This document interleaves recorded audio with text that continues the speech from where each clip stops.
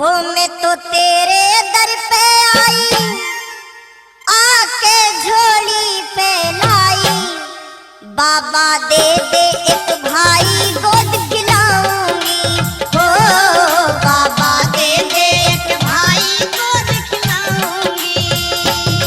मैं तो तेरे दर पे आई, आके झोली फैलाई, लाला दे दे एक भाई गोद खिलाऊंगी, हो लाला दे दे एक भाई गोद खिलाऊंगी।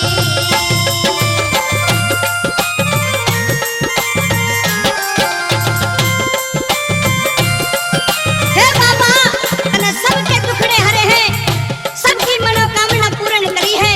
एक मेरी छोटी सी विनती है, अगर बाबा तू स्वीकार कर ले, वरना अपने मंदिर के बाहर यो लिखवा दे कि आज के बाद यहाँ कोई दीन दुखी ना आए। बाबा ये फरियाद है, मेरी बात सुन लो बाबा।